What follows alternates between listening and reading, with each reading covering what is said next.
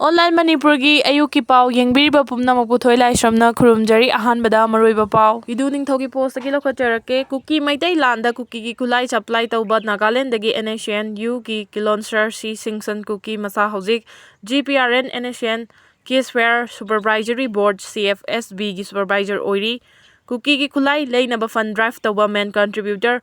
ahanbada David Hangsing KRA leader husband of Mr. Kim New Housekeep Hansing MLA Cycle Anisubada Hezang Misho founder and CEO Integrated Social and Institutional Development for Empowerment Inside Northeast and New in Cycle Subada Kim Gangte former MP Outer Manipur Churchandpur Subada T Michael Lamjathang Housekeep BJP spokesperson President Thadao Student Association run his house in Churchandpur few months ago by group of mob for his TV discussion with Maitai. Pare angi wangmada Churchandpur dagi Kuki Nupi ama Chennai da painkiller tablets sing yolamagi Marala Tamil Nadu police na fare haidi. Police ki paugi matung ina Churchandpur district ki Singhatagi Bulai chung Elias Rebecca Kuntra Kawi Nupi. Asi dagi painkiller tablet lising ni pan gacha mama di selo ina lupa lising ama gacha trugang kait fakat pangamle Churchandpur dagi Kuki Nupi asina Temple Tadol hydrochloride haiba painkiller asi Ain kaina Chennai gi mafam kaya da yolambani aina yada bamong da rag yon oina sizinaba painkiller sing yole haibagi pau phangbadagi Tamil Nadu police na special team ama semduna Thiruvanimiyur police station inspector amana luching mutim amana nupi asigi sathok chasin senaduna laki tungda nupi asi drug ka konana fagat khibani Kuki Nupi asina mahangna yole drug adu online gi khuthang da leiraba matung Courier na mahaki leifam da thilaklaba matung Chennai gi mafam kaya da yolambani faraba nupi asi local court amada puthoklaba matung makha ta na thijina bagidamak police custody da remand lauthakre Lengak na ngammi haiduna Manipur da chahi mari muk local body singi mikhal pangthoktana constitution khongaw noduna leire heramani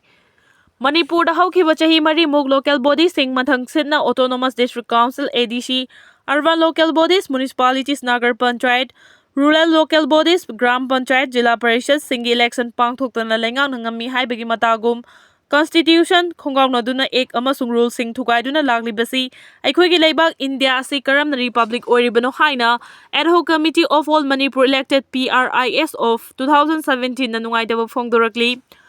Committee asigi chairman Fairojam Heramani na press tharokpa cherol asina haribadi Manipur lenga pu pen daba kaya phongdorakli Lenga ki makok oiriba chief minister na ngehang ngehaki oidaba kaya ngangduna leire election tarogani haiduna kaya rag machin thiduna leire hari governor da waka cherol thare union minister da memorandum pire chanaba thabak amata lokhat pirakte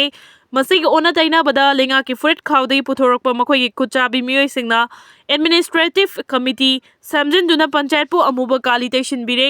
Loinana Manipur Panchayati Raj ek pusul lana lamjingle aduga lenga ki makok CM na panchayat mathau fazana tawri haina makhau pong na lauri makhau fazana tawri haribasi karam na haribano haina hanglagli cherol asina hai state finance commission award ki sanfam na panchayat sing chawkhat na ba plan tawribra 15 suba finance commission gi yamlaba panchayat share sing fangandana leire lairaba sing gi yumsarol MMYAG gi Pithokpam thokpa senfam sing pithoktana leibana yum sabaloishinba ngamdana yum kaya nongkhang chaiduna leiriba chahi kaya sure pradana pigadaba che chang kaya hojik kanana piribage khudongchadaba mayam asi khangna khangsinadana leiraga panchayat mathau fazana tawri hairabadi karigi panchayat linkhalibano panchayat muthar piro go to village na panchayat ki mahut sinba yagadra haina su phongdorakli Cherol asina aroibada haribadi republic oire laubagi mahut republic ki wan thoklai henna balengana hotna haningbagi apamba phongdoragli adu oirabadi masana Manipur su santi lakani haibagi thajabasu thamlagli